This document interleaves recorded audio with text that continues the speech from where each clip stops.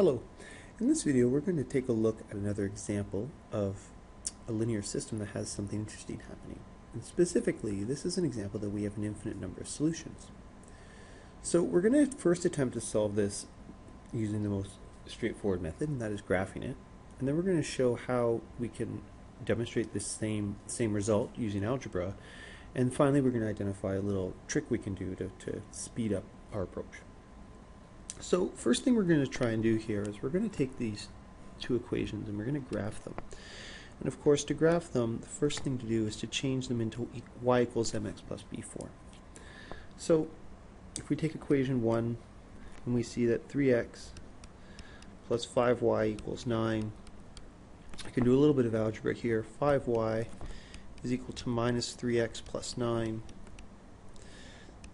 So y is equal to minus 3 over 5x plus 9 over 5, and that's good. So then I take equation 2 and I have 6x plus 10y is equal to 18.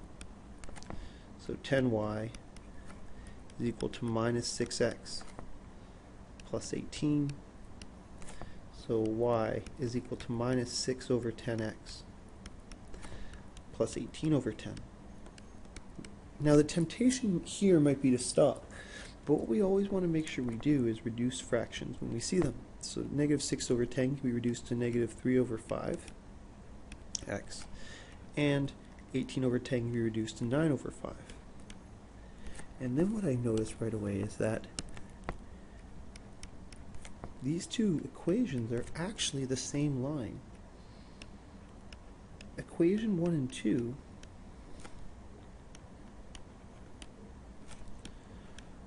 are the same line.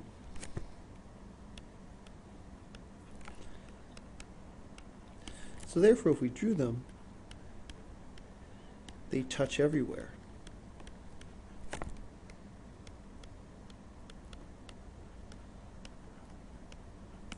So since we've taken these and rewritten them into y equals mx plus b form, we can see pretty quickly that in fact these are the same line, and therefore they have what we say is an infinite number of solutions. Now, let's just graph these here. Really, there's no need to graph these because we've now actually proven exactly what we want to prove. But I want to talk about an interesting thing with this problem. So if I was asked to graph these, so let's underline this, so this equation will be in blue, and then we'll do the other equation in pink. They're not as easy to graph using y equals mx plus b form because the b value isn't very nice. So if the b value isn't very nice, what can then happen is finding that starting point can be a little tricky. So one way around this, if you run into this problem, okay, so a trick here is, we'll call this right trick. We're going to find one integer point.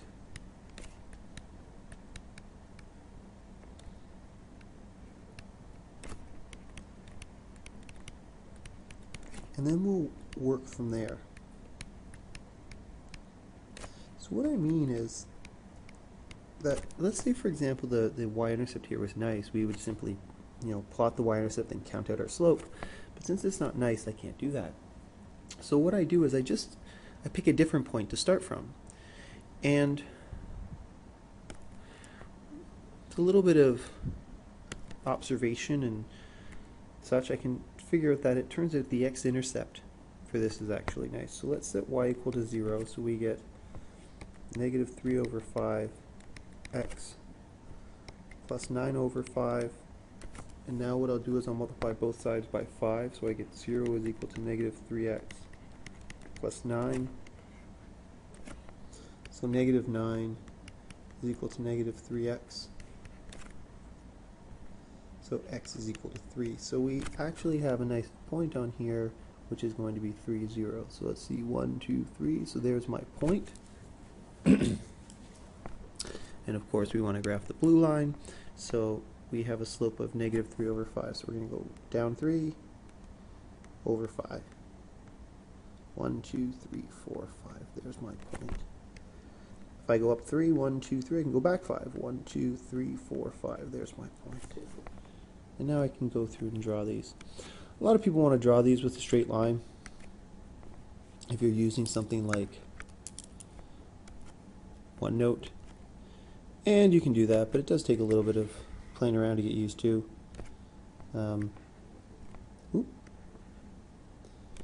It can be a little tricky to get it exact with the way it snaps to a location, but that's a pretty good idea. And of course, if we take the second line and we graph it in pink, the point is that it actually is the same line. So if we graph these, they land right on top of each other. And I can show that sometimes just by drawing it. Right on top. So I can now see that both lines are there. So again, I really want to be clear here. If you rearrange these and see that they're the same line, you can say right away there is an infinite number of solutions. There's no need to actually go and graph them. But the added learning point here is that if, for example, we don't have a nice easy y-intercept to work with, we can find any integer point on the line, and then we can just work our slope from there.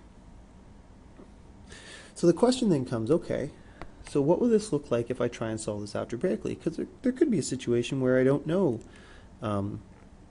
that the system's going to work out nicely like this. So let's see what happens if we try and solve this algebraically. So let's just write the equation over here again. 3x plus 5y equals 9.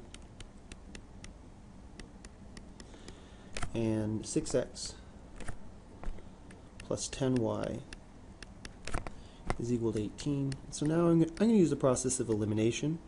So I'm going to multiply this first equation by 2. So I'm going to end up with 6x plus 10y equals 18. 6x plus 10y equals 18. And let's eliminate the x's by subtraction. 6x minus 6x, if we subtract, it's going to give me 0x plus 0y equals 0. So now, what we can do now is we can see that we could say, well, what values of x and y make sense in this? Well, since x is being multiplied by anything, that means that since x is being multiplied by 0, it doesn't matter what x is, and the same goes for y. So this form, to get something like 0x equals 0, or something like 0y equals 0, this means that there are infinite solutions.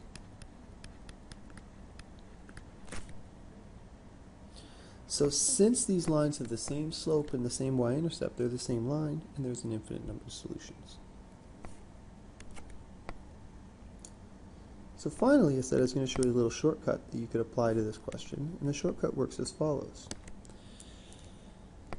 What I could do right away, or actually I noticed it right here, is that I can actually multiply the first equation by 2. So if I take equation 1 and I multiply it by 2, I end up with 6x plus 10y equals 18. And equation 2 is 6x plus 10y equals 18. So what I see is that they're exactly the same. So remember at the start we rewrote them as y equals mx plus b, and we said these are the same lines. They don't have to be in y equals mx plus b form. We can go right from this step right here. I hope that video helped, and of course if you have any questions, just let me know.